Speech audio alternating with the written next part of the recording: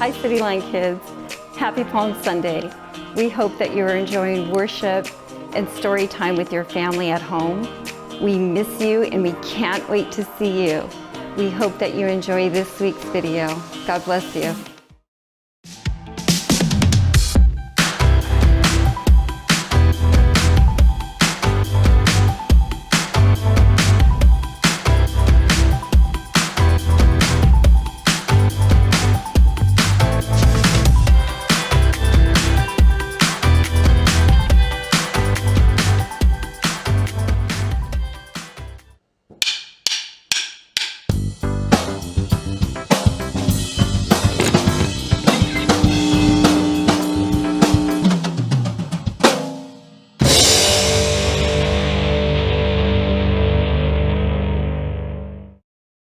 What's it like to feel humbled? Well, that's not a word we use every day, but it's humbling when you receive a gift you didn't expect. It's humbling when someone says you don't have to pay even though you messed up. It's humbling when your dad takes an entire day off of work just to spend it with you. It's humbling when you see an incredible sunset and realize that God handcrafted it with you in mind. Wow. Being humbled makes you feel small in a good way. It makes you feel grateful. When someone chooses to put you first like that, it can make your day. So why not do that for the people around you? You can choose to give up what you think you deserve to put others first. Let your sister pick the family movie even though it's your turn. Skip the pool party so you can hang out with your friend who broke his leg and can't go. Use some of your birthday money to help a family who doesn't have enough to eat. True humility is thinking of yourself less and others more. When you live your life with humility, you bring praise to God. You lift Him high because others can see God at work in you. That's why humility is an amazing way to worship God with your life. Because worship is about more than just singing loud.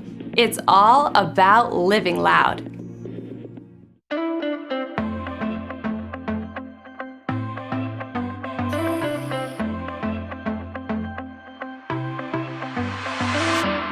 Everywhere that I go, you're there with me.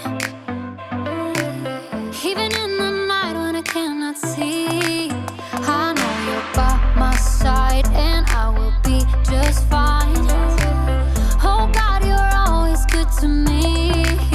I wanna say thank you, thank you. I will live my life to praise you, and lift you high. Every night and day, I'll follow in your ways. I wanna say thank you, thank you. I wanna say thank you, God.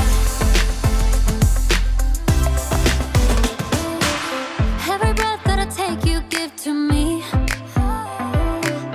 Every brand new day is a blessing. I know you're by my side and I will be just fine. Oh God, you're always good to me. I wanna say thank you, thank you. I will live my life to praise you, and lift you high. Every night and day, I'll follow in your ways. I wanna say thank you, thank you. I wanna say thank you, God. I wanna say thank you for mercy and kindness, for grace that is endless, love and forgiveness.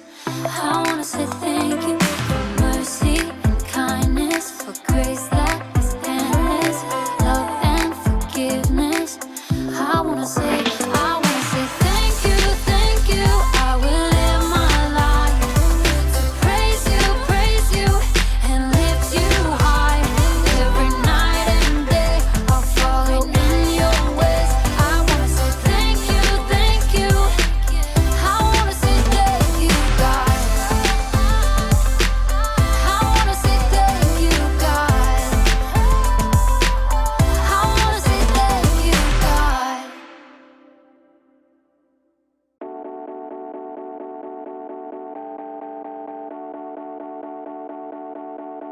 Hey, this is Jacob. Or, just Jake. Is everyone okay? There was like an earthquake or something in my room. I didn't feel it when I was outside my room, but then when I came in the room, everything was turned upside down. My table My bed, also known as my couch. My Ferrari. My sculpture. That's better. I don't know how this could have... Wait a second. Is there such a thing as roomquake? Yeah, that must be it. Anyway, I'm supposed to talk to you today about something called humility. Humility is putting others first by giving up what you think you deserve. So that means like doing stuff for others, I guess? Like my friend Chris. He's really good at humility. I mean, he humiliates me like all the time. Am I saying that right? Humiliate. Humiliate. Humiliate. He shows humility to me. He's super busy, but he always takes the time to put me first by playing his April Fool's surprises on me. Like the time he put my keys in Jell-O. Or the time he made me a tray of brownies.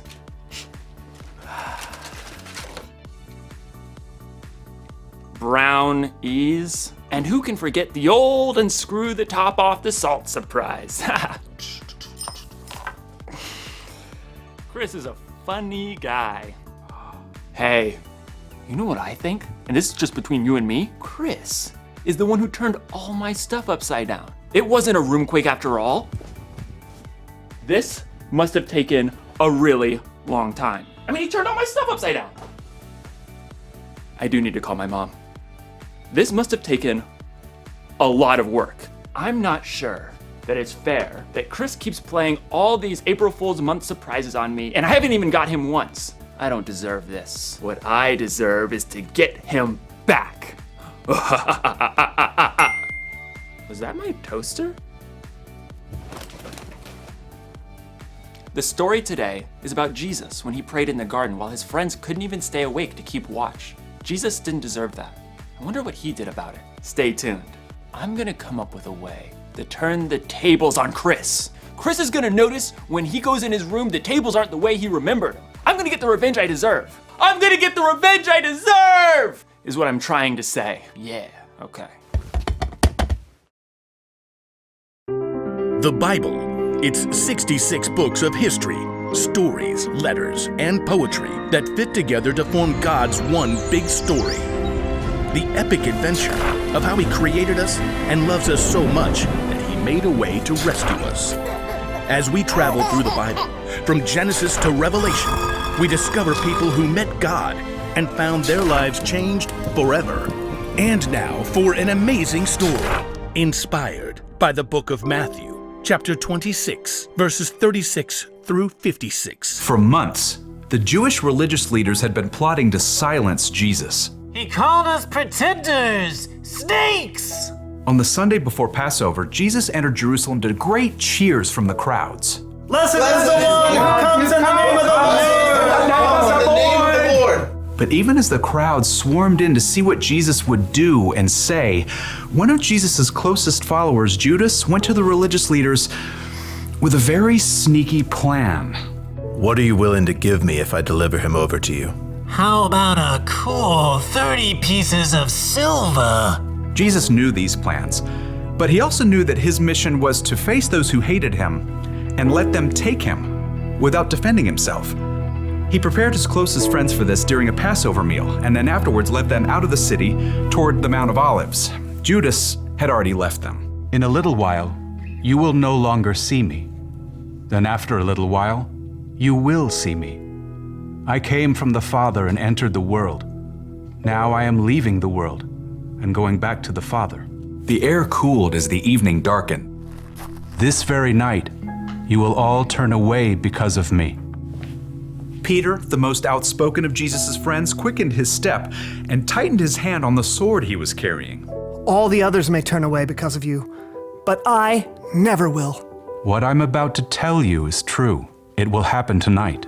Before the rooster crows, you will say 3 times that you don't know me. I may have to die with you, but I will never say I don't know you. Me too. Same.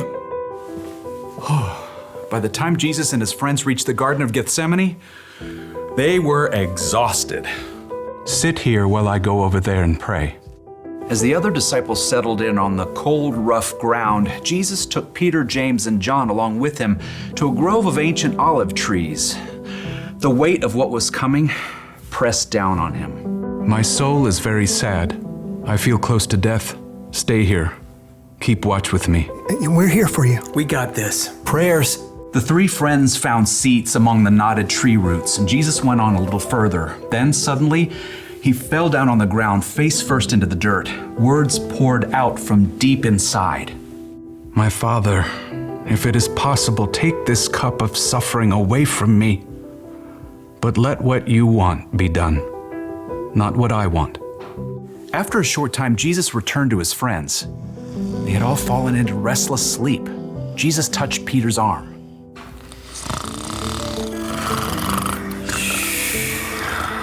What? Huh? We're just praying. Couldn't you men keep watch with me for 1 hour? Watch and pray. Then you won't fall into sin when you are tempted. The spirit is willing, but the body is weak. We'll stay awake this time. Got you covered. Again, Jesus threw himself down to pray. His pain was so deep, blood and sweat beaded on his forehead. My Father, is it possible for this cup to be taken away? But if I must drink it, may what you want be done. Jesus returned to his friends once more, to find them still sleeping.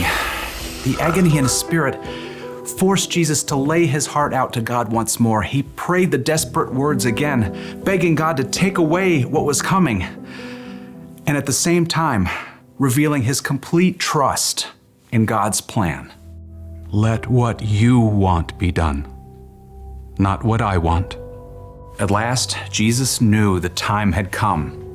He returned to find Peter, James, and John buried deep in sleep. Beyond them, his other followers slept too. Are you still sleeping and resting? The disciples struggled through a fog of sleep, blinking and yawning. Below them, torchlight showed an angry mob climbing up the hill. The men were waving swords and clubs, shouting as they came. Look, the hour has come. The Son of Man is about to be handed over to sinners. Get up, let us go. Here comes the one who is handing me over to them. Jesus' friends staggered to their feet, and Peter clutched his sword. As the mob marched closer, they could see the man in front of the mob. It was their friend Judas. Judas? What are you doing? The mob had been sent by the Jewish religious leaders. Judas had already explained to them that he would greet Jesus with a kiss, so they would know exactly which man to arrest. Greetings, teacher. Judas ignored the other disciples and went directly to Jesus, kissing him on the cheek in greeting. Jesus drew back and looked Judas directly in the face. Friend, do what you came to do. The mob surged forward as the disciples just stood there, frozen and confused. As men grabbed Jesus, Peter suddenly sprang to life, awkwardly drawing his sword. Should we use our swords? Peter didn't wait for an answer, but he struck out wildly. His blade sliced right through the ear of the high priest's servant. Oh! Stop this! Jesus touched the servant's ear. Immediately, he was healed. Put your sword back in its place. Do you think I can't ask my Father for help? He would send an army of more than 70,000 angels right away. But then how would the scriptures come true? They say it must happen in this way. Jesus turned back to the mob and the men who held him. They hovered there, uncertain, in the flickering light of their torches. Am I leading a band of armed men against you? Do you have to come out with swords and clubs to capture me? Every day I sat in the temple courtyard teaching, and you didn't arrest me. But all this has happened so that the words of the prophets would come true. No one could respond to Jesus. Instead, they arrested him and led him away.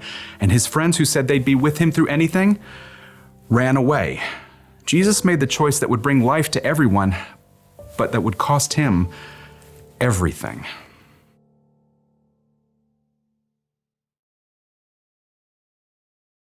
Somebody's gonna get a mustard-filled donut later, and I'm finally gonna get what I deserve.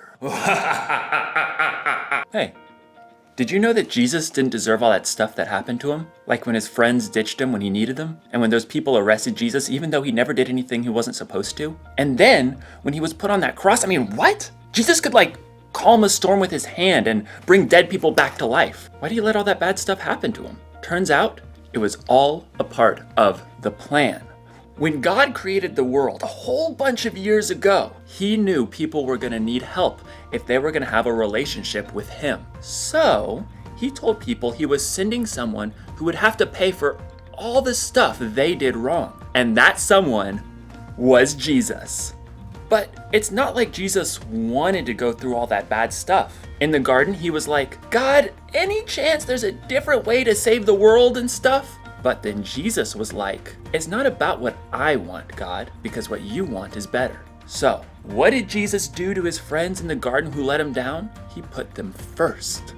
And what did Jesus do to those people who arrested him for no reason? He put them first. And what did Jesus do for you, me, and the whole world? He put us first. It's kind of an upside down way of doing things. Putting somebody else first for no reason when they don't earn it or when they may not even deserve it. I bet we can put people first like Jesus did. You know, we could let someone else pick what restaurant to go to or what video game to play. We could give up our place in line sometimes. Or when someone surprises us by turning our room upside down, we could choose to not get even. So, here's the one thing I learned today. Put others first. It's not about what we deserve. It's not about what we want. What God wants is better. So, April Fool's month or not, I'm gonna put people first. And Chris, if you're watching, keep the surprises coming. But I won't be taking my revenge. I'll just be sitting here, getting what I truly deserve. A delicious mustard-filled donut. Ah, that's some good stuff right there. That's some good mustard. See you next time.